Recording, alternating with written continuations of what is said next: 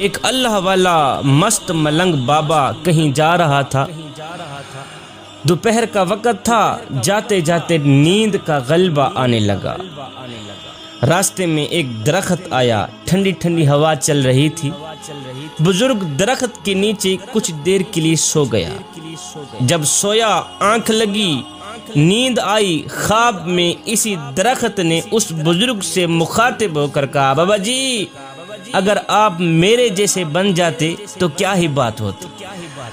اللہ، خواب کی دنیا میں جس درخت کے نیچے بابا جی سویا ہوا تھا، اسی درخت نے بابا جی سے مخاطب ہو کر کہا، بابا جی اگر آپ میرے جیسے بن جاتے تو کیا ہی کمال کی بات ہوتی۔ خواب کی دنیا میں اس بزرگ نے اس درخت کو کہا، اوے میں تیرے جیسا بن جاؤں، پہلے اپنی خوبی تو بتا کہ تیرے اندر خوبی ہی کیا ہے۔ درخت نے کہا، میرے اندر خوبی یہ ہے کہ کوئی مجھے پتھر مارے نا تو میں اسے پھل دیتا ہوں۔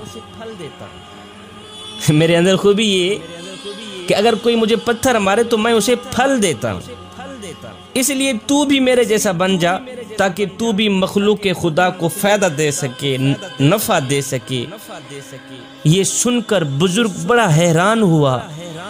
اللہ والا مست ملنگ بابا بڑا حیران ہوا، حیرانی کے عالم میں پوچھا کہ اے درخت، اگر تو اتنا ہی اچھا ہے تو پھر مجھے بتایا جائے کہ اللہ نے تجھے آگ کی غذا کیوں بنا دی، پھر تو جلتا کیوں ہے، لوگ تجھے آگ کے لیے استعمال کیوں کرتے ہیں۔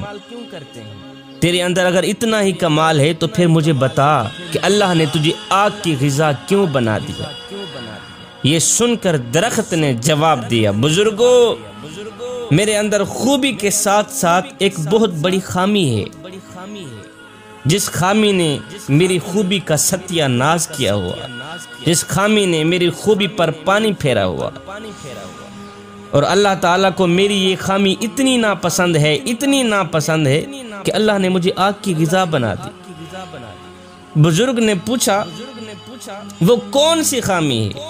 درخت نے کہا، بابا جی وہ خامی یہ ہے کہ جدھر کی ہوا چلتی ہے نا میں ادھر کو ہو جاتا ہوں۔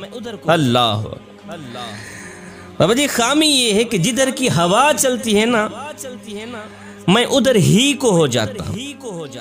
مطلب یہ ہوا کہ جدھر کی ہوا چلے ادھر کو ہونے والی، چاہے جان والی چیز ہو یا بے جان چیز ہو، اللہ تعالیٰ کو ناپسند ہے۔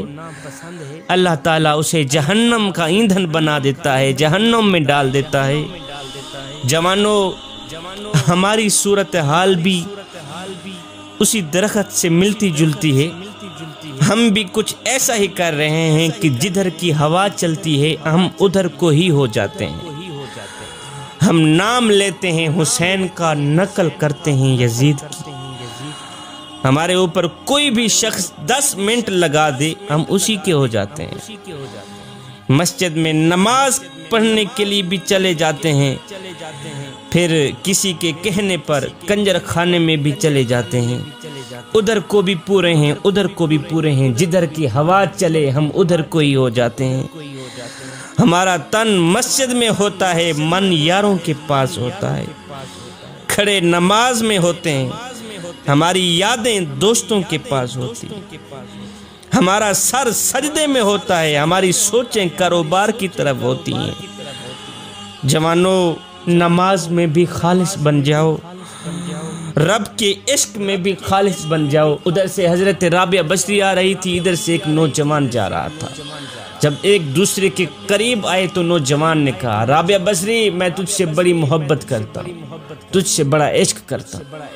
رابعہ بصری نے کہا، اچھا تو مجھ سے بڑی محبت کرتا ہے، عشق کرتا ہے؟ اس نے کہا، ہاں میں تیرے ساتھ عشق کر بیٹھا ہوں، میں تجھے اپنانا چاہتا ہوں۔ رابعہ بصری نے کہا، اچھا اس طرح کر، میری ایک بہن ہے جو مجھ سے کہیں زیادہ خوبصورت ہے، میں چاہتی ہوں تو اسی سے ہی محبت کر لے، اسی سے ہی عشق کر لے، اسی کو ہی اپنا لے۔ اس نوجوان نے کہا، تیری وہ خوبصورت بہن کہاں ہے؟ رابعہ بصری نے کہا، وہ تیرے پیچھے کھڑی۔ اس نوجوان نے یک لس مڑ کر پیچھے دیکھا تو رابعہ بصری نے نوجوان کے منہ پر ایک تماچا مارا، کہا بدبخت انسان، محبت رابعہ بصری سے کرتا ہے تکتا غیروں کو ہے۔ ابھی ہو گیا ہے تیری محبت کا امتحان، تو محبت رابعہ بصری سے کرتا ہے، عشق رابعہ بصری سے کرتا ہے، تکتا غیروں کو ہے۔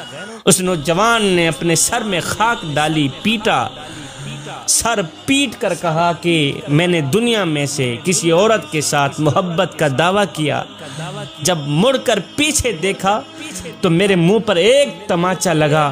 کہتا ہے کتنا بدبخت ہوگا وہ انسان جو دعویٰ کرے رب کی محبت کا تکے غیروں کو، جو دعویٰ کرے رب کے عشق کا تکے غیروں کو۔ جوانو، نماز میں بھی خالص بن جاؤ، رب کے عشق اور معرفت الہی میں بھی خالص بن جاؤ۔